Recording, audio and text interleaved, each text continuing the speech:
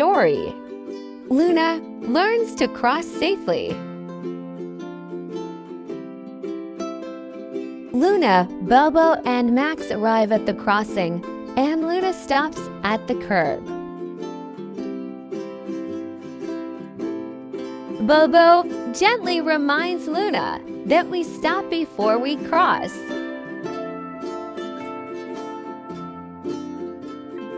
Luna looks both ways carefully before crossing.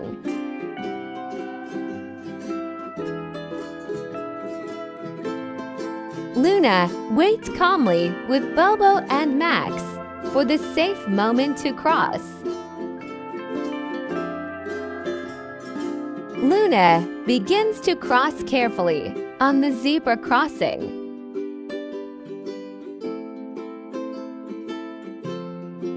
Luna, Bobo, and Max keeps crossing carefully and stays on the zebra crossing.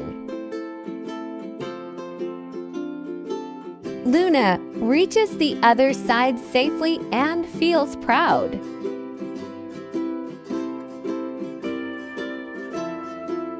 Luna learned to stop, look, and cross safely.